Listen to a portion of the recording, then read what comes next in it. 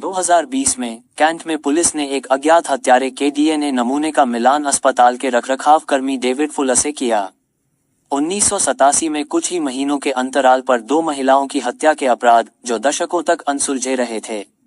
एक बार जब ये अपराध एक ही अपराधी से जुड़े तो पुलिस ने आखिरकार एक लंबे समय से निष्क्रिय हत्यारे को पकड़ लिया। फुलर द्वारा की गई हत्याएं उसके अपराधों की शुरुआत मात्र थीं। जल्द ही पता चला कि एक अस्पताल कर्मी के रूप में उसने विभिन्न अस्पतालों में 100 से अधिक महिला शवों के साथ दुर्व्यवहार करते हुए खुद को रिकॉर्ड किया था। पूरे आजीवन कारावास की सजा सुनाए जाने के बाद फुलर कभी जेल से बाहर नहीं निकलेगा और जीवित और मृत लोगों के खिलाफ किए गए जघन्य अपराधों के लिए अपनी कोठरी में ही मर जाएगा। मंगलवार 23 जून 1987 को 25 वर्षीय Wendy Knell Royal Tunbridge Wells Kent में गिल्फोर्ड रोड पर स्थित उसके घर पर पहुंचने पर प्रेमी ने नेल को उसके बिस्तर पर नग्न अवस्था में पाया। एक घुसपैठिए ने उसका गला घोंट दिया था और उसके साथ यौन उत्पीड़न किया था। नेल अपनी शादी टूटने के बाद गिल्फोर्ड रोड के 14 नंबर के ग्राउंड फ्लोर के बेडशीट में रहने चली गई थी। उस समय उसकी दोस्त जूली मोंक्स ने कहा कि उसे लगता है कि ब्रेकअप एक झटका था और वेंडी को स्वतंत्र और मेहनती बताती हैं। मोंक्स ने कहा कि नेल एक परिवार शुरू करने, बच्चे पैदा करने और उनके लिए घर बनाने के लिए दृढ़ थी। बेडशीट कथित तौर पर जर्जर थी और वेंडी को उसका छोटा घर पसंद नहीं था और वह कभी किसी को भी घर में आने की अनुमति नहीं देती थी और जितना संभव हो सके उतना कम समय वहां बिताती थी। जब वह शाम 6 बजे के बाद बेडशीट से बाहर निकली तो उसने पीछे की खिड़की खुली छोड़ दी। वह इसे बंद नहीं कर पाई थी क्योंकि कुंडी पर पेंट किया गया था। इससे आसानी से प्रवेश हो जाता था और उसका ग्राउंड फ्लोर का फ्लैट एक खराब रोशनी वाली गली में पीछे की ओर खुलता था। अपनी मृत्यु के समय नेल फोटोशॉप सुपास्ट्रेप्स में प्रबंधक के रूप में काम कर रही थी और सोमवार 22 जून की रात को उनके प्रेमी ने उन्हें लगभग 11:15 बजे घर पर छोड़ा था। बाद में उनके पड़ोसियों ने कहा कि उन्होंने बेडशीट की पतली दीवारों के माध्यम से कोई असामान्य आवाज नहीं सुनी। चलने पर वेंडी नेल को एक घुसपैठिए ने पीटा था, उसका यौन उत्पीड़न किया था और गला घोंट दिया था। जब वो अगली सुबह मिली तो उसका खून उस बिस्तर पर लगा था जिस पर वो लेटी थी। ऐसा माना जाता है कि उसके फ्लैट से कई चीजें गायब थीं, जिसमें उसकी डायरी और चाबियों का एक सेट शामिल था। चाबी का फोब ऑस्ट्रिया की हाल की यात्रा से वापस लाया गया एक स्मारिका था और इसे अद्वितीय माना जाता था। साथ ही चाबी के फोब पर एक पीतल का woman of the year tag भी लगा हुआ था। जिस रात 20 वर्षीय कैरोलिन पियर्स गायब हुई, उसके घर के दरवाजे से चीखने की आवाजें आ रही थीं। उसके शव को खोजे जाने में 3 हफ्ते लग गए। 40 मील दूर दक्षिण तट पर रोमनी मार्श के खेत में एक उगाए नाले में उसकी चड्डी के अलावा नग्न अवस्था में फेंका गया। ये केवल संयोग से हुआ कि उसका शव एक ट्रैक्टर चालक ने देखा क्योंकि वह अपने वाहन की कैब में बहुत ऊपर बैठा था। पियर्स ग्रोसवेनर पार्क से टूनब्रिज वेल्स के एक लोकप्रिय रेस्तरां बस्टर ब्राउन में काम करता था। बताया गया कि उसकी चोटें वेंडी नेल के साथ हुई चोटों के समान थीं और उस समय बहुत कम सबूत होने के बावजूद जासूसों को संदेह था कि ये दोनों हत्याएं किसी तरह से जुड़ी हुई थी। प्रेस ने दोनों अपराधों को बेडशीट मर्डर के रूप में संदर्भित किया। पुलिस ने एक व्यापक जांच शुरू की। टूनब्रिज वेल्स में कई घुसपैठिए देखे गए थे, हालांकि इनमें से किसी भी घटना की सूचना पुलिस को नहीं दी गई थी। वेंडी नेल की हत्या से 24 घंटे पहले उनके घर से 50 गज से भी कम दूरी पर एक अजीबोगरीब घटना की सूचना मिली थी। 21 जून को एक 19 वर्षीय लड़की अपने फ्लैट में अकेली थी जब उसने अपने दरवाजे की घंटी बजने की आवाज सुनी। जब उसने घंटी बजाई तो एक अपरिचित आदमी उसके दरवाजे पर खड़ा था। उसने उससे कहा, आपको अपनी खिड़की खुली नहीं छोड़नी चाहिए, खासकर बेडरूम में, और फिर चला गया। बाद में गवाह ने पुलिस को उस अजीब आदमी का विस्तृत विवरण दिया जिससे उसका सामना उसके दरवाजे पर हुआ था। उस समय 1980 के दशक के दौरान पुलिस के पास कोई सीसीटीवी नहीं था जिससे वे उन 2 महिलाओं के ठिकाने का पता लगा सकें जो उनकी हत्याओं से पहले के दिनों में थीं, या पिछले रविवार को देखे गए संदिग्ध व्यक्ति का पता लगा सकें। नहीं कोई मोबाइल फोन था जिससे ये पता चल सके कि महिलाएं किससे परिचित थीं और कोई संभावित सुराग या संदिग्ध व्यक्ति कौन था। इस तथ्य के साथ कि डीएनए विश्लेषण अभी भी अपनी प्रारंभिक अवस्था में था, पुलिस को 2 बेहद जटिल हत्या की जांच को सुलझाने के लिए कठिन संघर्ष का सामना करना पड़ रहा था। राष्ट्रीय डेटाबेस के साथ अपराधी प्रोफाइल बनाने में सिर्फ 8 साल ही लगे थे। जासूसों को पता था कि हत्यारा या हत्यारे डेटाबेस में मौजूद भी नहीं हो सकते हैं।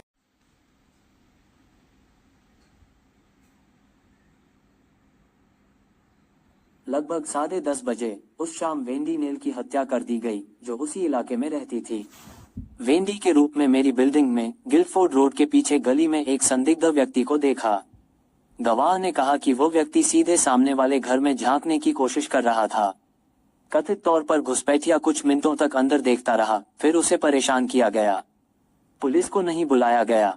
उसी शाम लगभग 12:30 बजे स्थानीय निवासियों ने बताया कि पास के ग्रोव हिल रोड पर एक संपत्ति से एक झांकने वाले टॉम को देखा गया था। फिर 1:10 बजे गिल्डफोर्ड रोड पर पड़ोसियों ने एक कार को याद किया, संभवतः ब्लू टैलबोट हॉराइजन, जिसे वेंडी के घर के बाहर पार्क करते समय स्टॉर्ट करने में कठिनाई हो रही थी। वेंडी की मौत के 2 दिन बाद एक नया गवाह, एक स्थानीय दुकानदार आगे आया और उसने जानकारी दी, जिसने पूछताछ पर एक पूरी नई लाइन खोल दी। बिट्स एंड पीसेस, एक सेकंड हैंड सामान की दुकान जो कलेक्टर आइटम में माहिर है, और मालिक का मानना था कि वेंडी एक नियमित ग्राहक थी। 9 महीने की अवधि में वेंडी हर पखवाड़े में एक बार दुकान पर जाती थी, और हमेशा मॉडल ट्रेनों को देखने या खरीदने के लिए। यह मानते हुए कि ग्राहक वेंडी थी, उसने जो भी ट्रेनें खरीदी थीं, उनमें से कोई भी कभी नहीं मिली। वे उसके पास नहीं थीं, और इसलिए जासूसों को आश्चर्य हुआ कि उसने उन्हें किसे दिया होगा। अपराधी द्वारा छोड़े गए फोरेंसिक साक्ष्य थे। एक शॉपिंग बैग पर खून से सना हुआ फिंगरप्रिंट पाया गया था, और वेंडी के फ्लैट से एक सफेद ब्लाउज के कफ पर खून से सना हुआ पदचिह्न देखा जा सकता था। कैरोलिन की चड्डी पर एक शुक्राणु का नमूना पाया गया था, और सुश्री नेल के बिस्तर, तौलिया और अंतरंग नमूनों पर लार के नमूने और अन्य डीएनए पाए गए थे।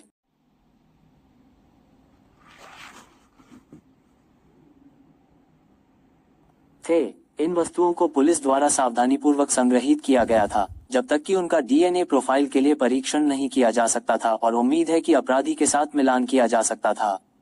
फोरेंसिक तकनीक में प्रगति के साथ जासूसों ने 1999 में डीएनए नमूने का परीक्षण किया, लेकिन जब यह नए डेटाबेस पर किसी से मेल नहीं खाता तो वे निराश हो गए। यह माना जाता था कि जब तक हत्यारे को किसी अन्य अपराध के लिए गिरफ्तार नहीं किया गया था, अगर उसका डीएनए लिया गया होता तो उसका प्रोफाइल डेटाबेस में दर्ज नहीं किया जाता। इस तरह हत्या के दृश्यों से लिए गए डीएनए नमूने अज्ञात रहेंगे। अक्टूबर 1987 में वेंडी नेल की हत्या के बारे में 2 बीबीसी क्राइम वॉच अपीलों के बावजूद, जिसमें एक विस्तृत पुनर्निर्माण शामिल था, सुराग ठंडा हो गया। 2007 में बोलते हुए अनुभवी जासूस डेव स्टीवंस, जिन्होंने मामले की जांच की, ने बीबीसी को बताया, हमने जांच को कम कर दिया है, लेकिन एक चीज जो हमने कभी नहीं की है वह है जांच को बंद करना। डेविड फुलर और कोल्ड केस रिव्यू, बेडसेट मर्डर्स के मामले में आगे कोई विकास नहीं हुआ, जो अनिवार्य रूप से 2007 तक एक कोल्ड केस बन गया, जब कोल्ड केस रिव्यू के दौरान एक महत्वपूर्ण नया सुराग मिला। नमूनों का फिर से परीक्षण किया गया, और इस बार एक मिलान दिखाई दिया, जो आधिकारिक तौर पर वेंडी नेल और कैरोलिन पियर्स की हत्याओं को एक ही अज्ञात अपराधी से जोड़ता है। 2019 तक कैरोलिन की चड्डी पर पाए गए क्षतिग्रस्त शुक्राणु नमूने से डीएनए एकत्र करने के लिए फोरेंसिक विशेषज्ञों द्वारा नई तकनीकें विकसित की गई थीं। इसके बाद एक और अपेक्षाकृत नई तकनीक, जिसे पारिवारिक डीएनए के रूप में जाना जाता है, को लागू किया गया, जो वैज्ञानिकों को यह पहचानने की अनुमति देता है कि कोई व्यक्ति उस व्यक्ति से संबंधित है या नहीं, जिसका डीएनए अपराध स्थल पर पाया गया है।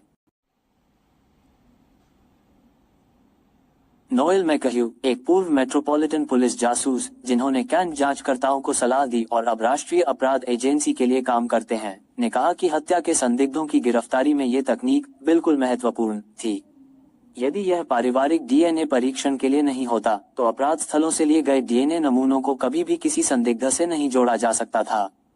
श्री मैकह्यू ने कहा, लेकिन पारिवारिक डीएनए ने जांचकर्ताओं को राष्ट्रीय डीएनए डेटाबेस पर 6.5 मिलियन प्रोफाइल को एक व्यवहारिक संख्या में लाने की अनुमति दी, जिससे अंततः हत्यारे की पहचान हो गई, ये संदेह करते हुए कि उनका हत्यारा स्थानीय था, और हत्या के आसपास के क्षेत्र में रहने वाले लोगों की सूची के साथ साथ सही आयु वर्ग के साथ जासूसों ने अपनी सूची को छोटा कर दिया। वरिष्ठ जांच अधिकारी डिटेक्टिव सुपरिटेंडेंट इवान बेसली ने कहा, हमने लोगों की एक लंबी सूची बनाई, जिसके क्रम में हमारे अपराधी के सही रिश्तेदार होने की सबसे करीबी संभावना थी। लंबी खोज के बाद पुलिस को आखिरकार एक मिलान मिला। सबसे करीबी आंशिक डीएनए मिलान एक ऐसे व्यक्ति से था जिसका उपनाम फुलर था। David Fuller. एक ठंडे मामले को सुलझाना पुलिस ने फिर परिवार के वंशवृक्ष का अध्ययन किया और एक रिश्तेदार 63 वर्षीय डेविड फुलर पर ध्यान केंद्रित किया। जांचकर्ताओं ने फिर इस संदिग्ध और उसके आपराधिक इतिहास को देखना शुरू किया। आश्चर्य की बात नहीं है कि फुलर का आपराधिक अतीत बहुत कम था, कम से कम ऐसा कुछ भी नहीं जो पुलिस को पता हो। स्कूल में वो बाइक चोरी करने और आग में संपत्ति को नुकसान पहुंचाने के लिए पुलिस के साथ परेशानी में था, लेकिन ऐसा कुछ भी नहीं था जिसके कारण वो पुलिस के ध्यान में आए। 4 सितंबर 1954 को जन्मे फुलर ने पोर्ट्समाउथ के नौसेना शिपयार्ड में काम करते हुए एक इलेक्ट्रीशियन और रखरखाव आदमी के रूप में प्रशिक्षण लिया था। उन्होंने 3 बार शादी की थी और उन्हें पक्षी देखने, साइकिल चलाने और फोटोग्राफी में रुचि थी। वो London rock band cutting crew के लिए एक अनौपचारिक फोटोग्राफर बन गए और 1985 में अपनी दूसरी पत्नी सैली के साथ उनके दौरे पर गए। 20 नवंबर के अंत में 20 दिसंबर को उनके डीएनए और मामले के नमूनों के बीच मिलान किया गया था। 3 दिसंबर 2020 को पुलिस डेविड फुलर की शांत संपत्ति पर पहुंची और परिवार के छोटे से अर्ध पृथक घर का दरवाजा खटखटाया, जो कि सीसीटीवी कैमरों से अच्छी तरह सुसज्जित था। उन्हें दोहरे हत्याकांड के संदेह में गिरफ्तार किया गया था। हालांकि मामला पहले जासूसों की अपेक्षा से कहीं अधिक जटिल साबित होगा। पूछताछ के दौरान फुलर ने दावा किया कि वह टुनब्रिज वेल्स से परिचित नहीं था, बावजूद इसके कि यह अगला महत्वपूर्ण शहर था। पूछे जाने पर उन्होंने सुपरस्नेप्स की दुकान या बस्टर ब्राउन की दुकान पर जाने से इनकार किया और वेंडी नेल और कैरोलिन पियर्स की हत्याओं के बारे में जानने या इसके लिए जिम्मेदार होने से स्पष्ट रूप से इनकार किया। यह एक झूठ था। डिटेक्टिव सुप व रेस्तरां में रातें बिताने और साइकिलिंग क्लब के साथ अपनी सैर की तस्वीरें और रखरखाव आदमी और इलेक्ट्रीशियन के रूप में जारी किए गए चालानों का विवरण रखने वाली डायरी रखता था। इससे अधिकारियों को खोजबीन करने के लिए काफी जानकारी मिल गई। पुलिस को पुरुषों के चालानों में से कुछ टुनब्रिज वेल्स के आसपास के काम के मिले। यह वह इलाका है जहां हत्या की शिकार दोनों महिलाएं रहती थीं और एक ऐसी जगह जहां डेविड फुलर ने कभी जाने से इनकार किया था। उसकी डायरी के पन्नों से पता चला कि वह बस्टर ब्राउन का नियमित ग्राहक था, जहां पीड़ित कैरोलिन पियर्स काम करती थी। 1970 और 80 के दशक में वेंडी के साथ उसी सड़क पर रहता था। उसके बाद वह वहां रहने लगी। पुलिस ने साइकिलिंग क्लब से संपर्क किया और सदस्यों से बात की ताकि यह पता लगाया जा सके कि क्या उन्हें उस दौरान लिए गए रास्ते याद हैं। फुलर के घर से मिली तस्वीरों में से एक में उन्हें 1980 के दशक में धूप वाले दिन पेट के बल लेटा हुआ दिखाया गया है। उनके पैर ऊपर की ओर मुड़े हुए हैं। उनके क्लार्क्स जूतों के तलवे खुले हुए हैं।